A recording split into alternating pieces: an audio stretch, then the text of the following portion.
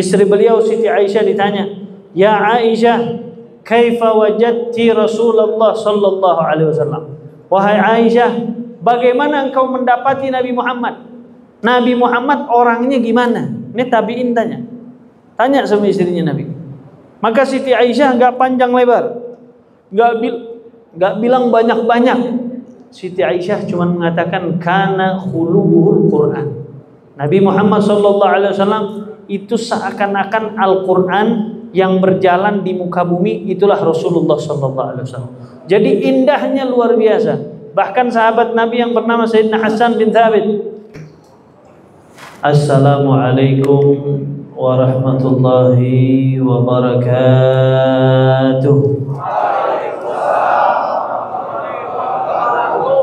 Alhamdulillah, alhamdulillahi rabbil alamin, wa bihi nasta'in ala umurid dunya waddin.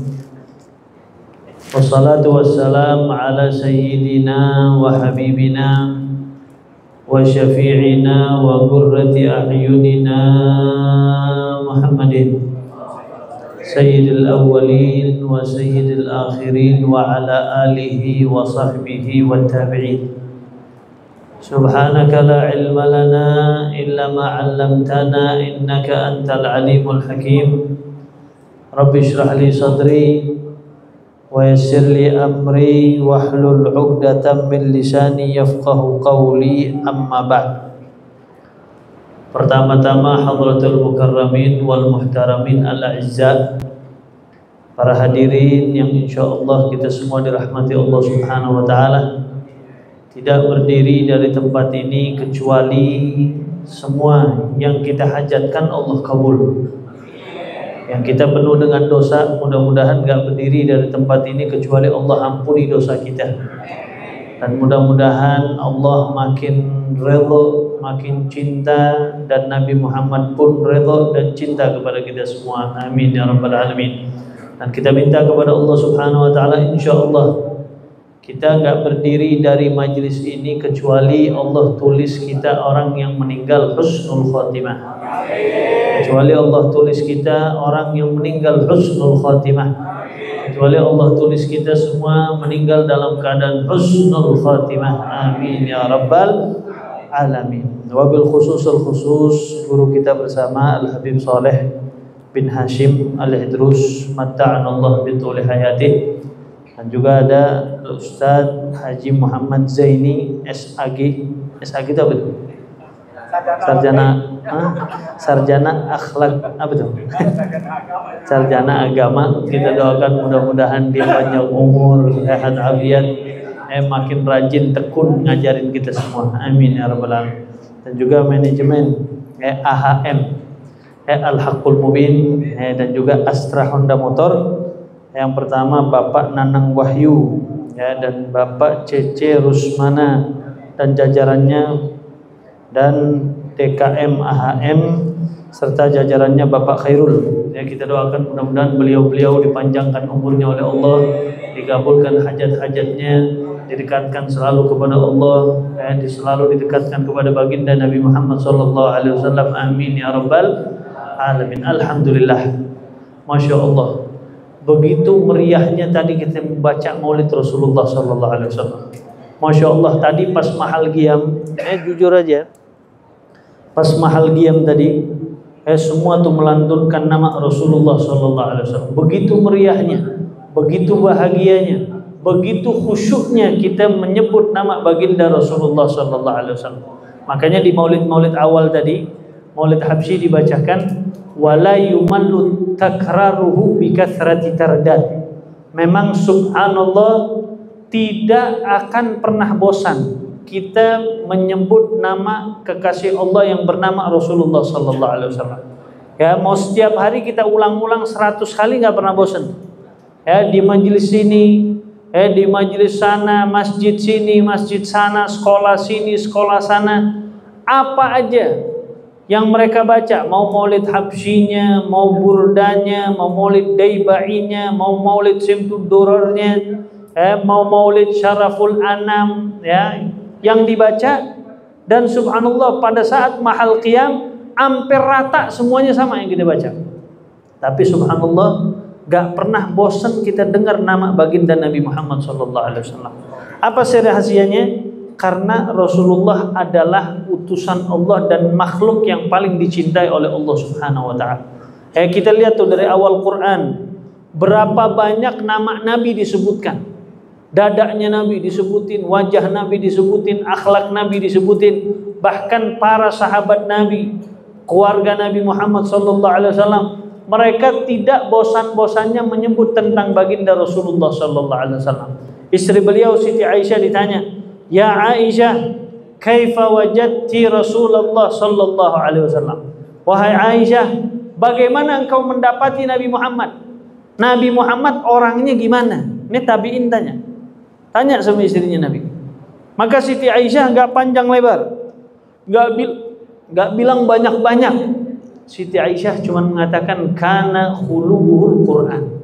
Nabi Muhammad sallallahu alaihi wasallam itu seakan-akan Al-Qur'an yang berjalan di muka bumi, itulah Rasulullah sallallahu alaihi wasallam.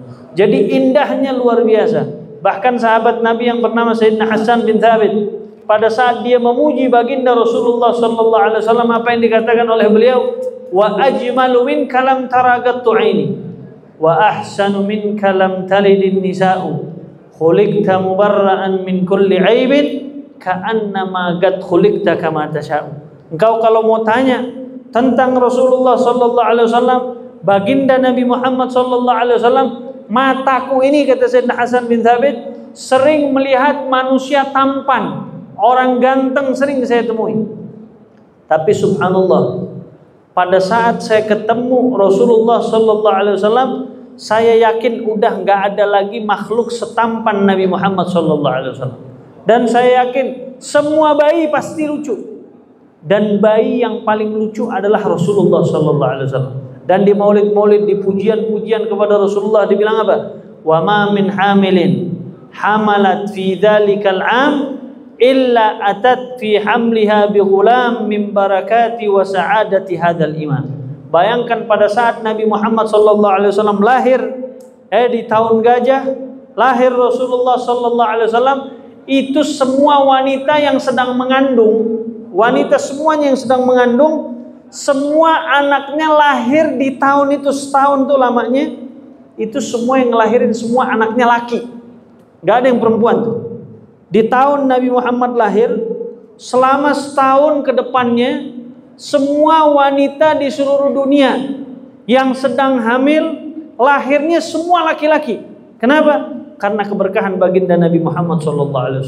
Berarti makhluk seperti Rasulullah ini luar biasa. Akhlaknya indah, fisiknya sempurna Rasulullah SAW. Bahkan dikatakan wa kana sallallahu alaihi wasallam ahsanan nasi khalqan wa khuluqan. Rasulullah SAW itu fisiknya sempurna, batinnya sempurna, gak ada iri, gak ada dengki, gak ada benci, gak ada sombong, gak ada suka pamer, gak ada. Jadi di diri Rasulullah SAW batinnya itu sempurna. Disakiti, dilempari, dicemooh, dicaci maki, tapi Nabi Muhammad SAW tidak pernah membenci siapapun, tidak pernah dengki kepada siapapun, tidak pernah mau ada niatan membalas dendam kepada siapapun. Bahkan Rasulullah SAW di kampungnya sendiri, bayangin, Nabi Muhammad lahir di Mekah, asli orang Mekah. Nabi Muhammad diusir nggak dari Mekah?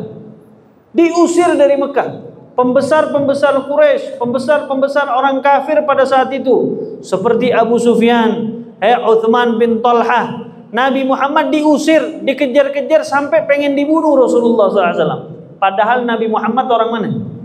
Nabi Muhammad orang Mekah. Nabi Muhammad orang situ diusir dari kampungnya. Pada saat Nabi Muhammad SAW pergi ke Madinah, singkat cerita beberapa waktu, Nabi Muhammad kembali dengan sahabat-sahabat yang banyaknya luar biasa. Nah, orang-orang Mekah yang musuh-musuhnya Rasulullah SAW, pada saat Nabi Muhammad dan rombongannya mau datang, mereka tuh bisik-bisik. Abu Sufyan ngobrol sama Abu Jahal, sama Abu Lahab, ngobrol dengan yang lain, dengan Uthman bin Talha. Dia bilang Muhammad bakal balik lagi tuh sama pengikutnya. Apa kata mereka? Habis kita.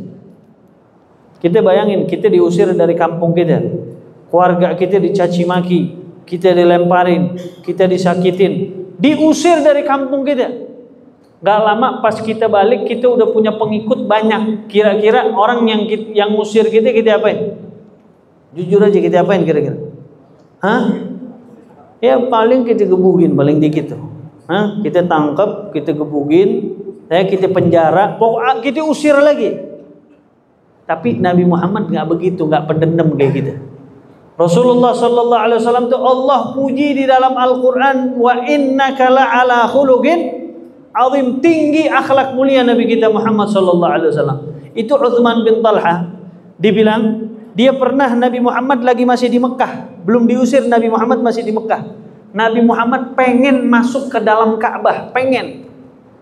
Orang-orang kafir lagi pada kumpul tuh depan Ka'bah. Nabi Muhammad izin karena Uthman bin Talha itu yang megang kuncinya Ka'bah. Nabi izin, ya Uthman, saya mau masuk Ka'bah, boleh nggak? Ini Nabi Muhammad izin. Kata Uthman bin Talha, amsalak ya Muhammad la yadkhulul Ka'bah. Kalau bahasa Betawinya, orang model kayak lu kagak pantas masuk Ka'bah ya Muhammad.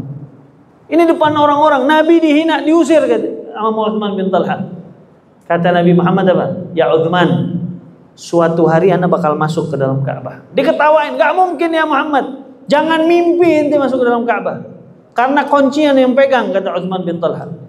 Benar, pada saat Nabi Muhammad SAW kembali itu dari Madinah, dari hijrahnya Rasulullah SAW, Nabi pas sudah di dalam Makkah, Nabi tanya, saya mau masuk Ka'bah.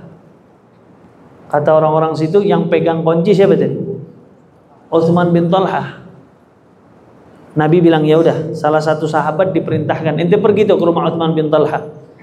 Bilang minta dibukain pintu Ka'bah, Nabi mau masuk. Pas diketuk ke rumahnya, ini Uthman bin Talha ketakutan. Kata Uthman bin Talha, ya Allah, dulu gue usir nih orang, dulu anak sakitin, dulu anak caci maki, dulu anak keluarin dia dari Ka'bah. Anak bilang orang model kayak ente nggak pantas masuk surga ya Muhammad. Akhirnya dia nggak berani tuh nemuin Nabi Muhammad. Dibilang nih kuncinya lo pegang nih, lokasi tuh. Ya, bilang anak nggak bisa ketemu Rasulullah SAW. Kata Nabi, jangan panggil Uthman bin Talha yang suruh buka, dia yang pegang kunci, dia yang suruh buka. Panggil, suruh kesini. Bayangin tuh perasaan tuh gimana tuh. Tuh Uthman bin Talha akhirnya diberangkat tuh dari rumahnya. Ketakutan.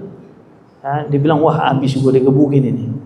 Ya, habis sana dicaci maki, anak bakal dihina, anak bakal disakiti, anak bakal diinjak, anak bakal dipukuli. Tapi subhanallah, ini Rasulullah Sallallahu Alaihi Wasallam. Nabi Muhammad pertama Uthman bin Talha ketemu, dia gemeteran. Dibilang, iftah hadzal Ka'bah. Buka nih pintu Ka'bah ya Uthman. Ingat gak dulu anda pernah bilang anda bakal masuk sini, ente hina ana. Ente bilang gak mungkin ya Muhammad ente bisa masuk ke dalam Ka'bah. Sekarang ente buka. Dibuka ente pintu Ka'bah. Nabi Muhammad dan sahabat-sahabatnya masuk ke situ, ngelihat dalam Ka'bah. Habis itu Nabi keluar. Nah, kuncinya udah dipegang sama Nabi tuh, kunci Ka'bah. Nabi kumpulin sahabat-sahabatnya. Setelah dikumpulin, dibilang mana Uthman bin Talha. Uthman bin Talha malu udah. Dibilang abis ini, anak abis ini. Dipanggil Uthman sini. Dibilang kenapa ya Muhammad? Ada apa? Dibilang ini kunci Ka'bah. Nih perhatiin semua yang hadir, sahabat-sahabatku, keluargaku yang pada hadir pada hari ini. Ini kunci Ka'bah, anak kembalikan sama orang yang memang dari dulunya diamanahtin pegang kunci Ka'bah. Siapa dia? Uthman bin Talha. Nih pegang ya Uthman. Ente pegang ini kunci Ka'bah, dan siapapun ya, kunci Ka'bah ini bakal dipegang sama dia dan sama anak keturunannya. Makanya sampai detik ini raja pun nggak bisa ambil tuh kunci.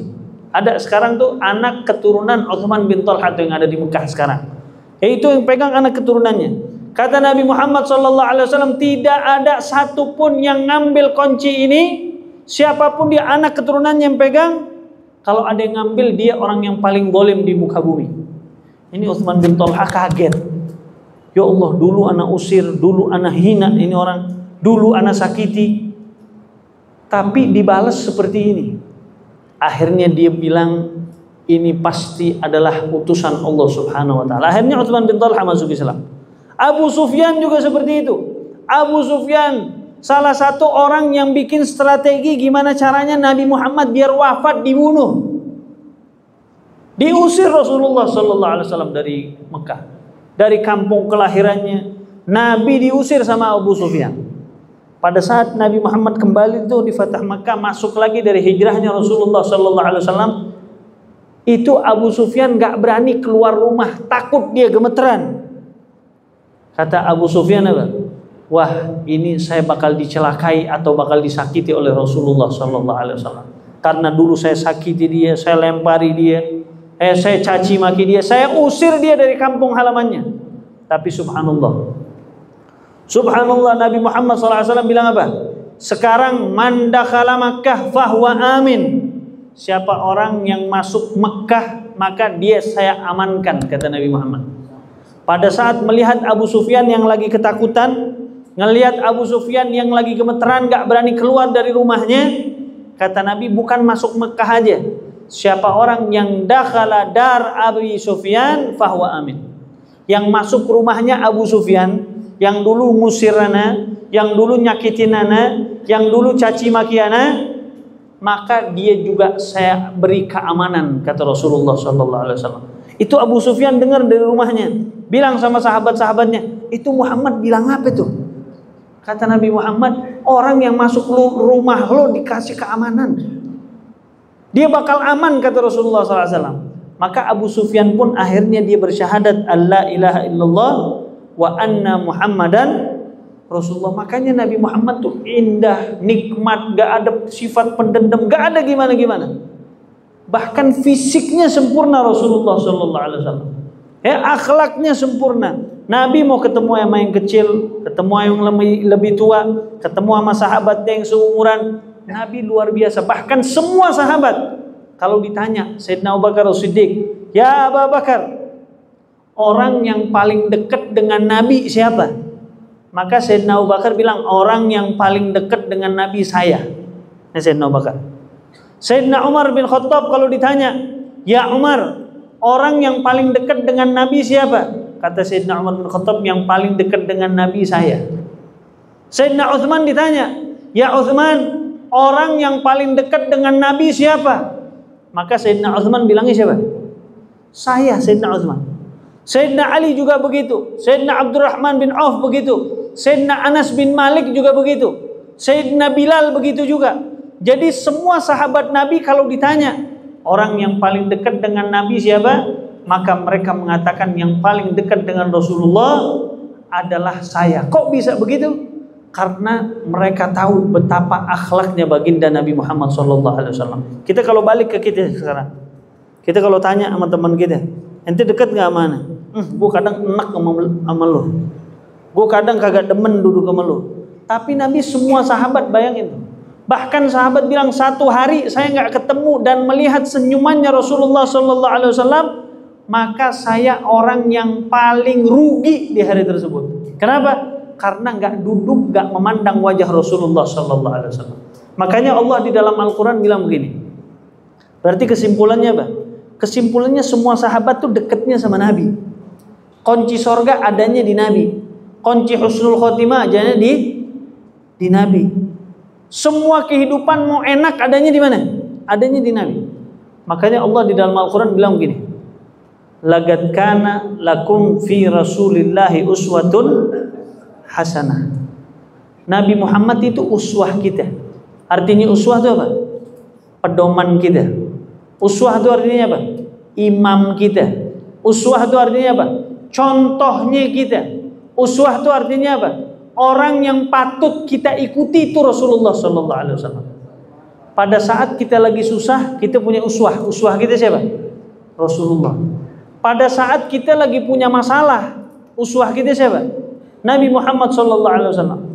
Pada saat kita punya sahabat, kita punya teman main nih, tiap hari main sama dia. Tapi ini ada sahabat yang munafik sama kita. Di belakang kita dia mau nusuk kita. Kita punya uswah nggak? Uswah kita siapa? Nabi Muhammad. Nabi Muhammad di zaman Nabi ada nggak yang dekat sama Nabi tapi dia munafik sama Nabi? Ada nggak? Ada.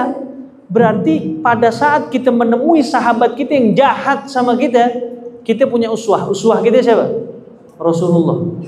Kita punya keluarga, ada keluarga jahatnya sama saya, Bib, luar biasa. Ini keluarga saya, Masya Allah, pokoknya hasutnya luar biasa. Nabi punya nggak kira-kira keluarga yang jahatin Nabi? Ada nggak? Siapa? Abu Jahal apa Abu Lahab? Siapa yang ngomong Abu Jahal tadi? Gue sikut loh. Abu Lahab. Abu Lahab tuh pamannya Nabi. Abu Lahab siapanya Nabi? Pamannya Rasulullah Sallallahu Alaihi Wasallam. Berarti itu uswah kita. Kita kalau ada keluarga yang jahatin kita, ada uswahnya nggak? Ada pedomannya nggak? Siapa pedoman kita? Rasulullah Sallallahu Alaihi Wasallam. Oh, saya punya bini satu, ada uswahnya nggak? Nabi pernah nggak bininya satu doang? Punya satu, lama Siti Khadijah. Sampai Siti Khadijah wafat, Nabi menikah nggak? Menikah lagi. Oh, istri saya dua, Beb. Ada uswahnya nggak? Ada uswahnya. Apa sih hikmahnya Nabi Muhammad istrinya sampai 9? Kira-kira apa tuh hikmahnya kok Nabi sampai 9? Para ulama tuh dipikirin tuh. Nabi kok istrinya sampai 9? Salah satu hikmahnya Rasulullah Sallallahu Alaihi Wasallam istrinya banyak. Tahu nggak apa? Jadi kalau ada umatnya yang ngalamin apa yang dia alamin sama Nabi, dia bakal pede, nggak bakal bingung sama kehidupan dia. Contoh begini, dia dapat istri, kita misalnya dapat istri, cemburunya luar biasa. Baru ngelangkah dari depan rumah nih, baru ngelangkah begini jalan, WhatsApp langsung bunyi, lu mau kemana ya? Ada nggak yang begitu tuh? Hah? Muki-mukinya sih, muki-muki kesian semua nih. Ya, ada istri kan yang cemburunya sampai begitu tuh. Padahal mah kita duduk di kafe sama teman kita, fotoin tuh orang, siapa coba? Selfie, coba aku mau lihat. Video call nyalain. Ada nggak yang begitu tuh? Ada, ya Allah.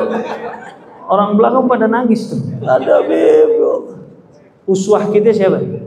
Uswah kita Rasulullah Sallallahu Alaihi Wasallam. Istrinya Nabi ada yang pencemburu nggak? Ada pencemburu, subhanallah. Istrinya yang galak, Nabi ada istrinya yang galak. Bahkan Nabi di riwayat Nabi tuh pernah dicekek begini nih. Yang berani giniin Nabi cuman istrinya doang. Ya Allah, Beb, kemarin benar, Beb, ana diginiin sama bini aneh. Berarti punya uswah nggak ente? Siapa uswah kita? Rasulullah Sallallahu Alaihi Wasallam. Ada orang di kehidupan dia nggak punya anak, dia pengen punya anak. Di jalan ke sini, dia berobat ke sini, berobat ke sana, berobat ke sini, berobat ke sana. Ada tabib, dia datang ke situ. Ada dokter, dia datang ke sini, dia datang ke sini. Dia pengen punya anak. Istri Nabi Siti Aisyah nggak punya anak sampai wafat dia.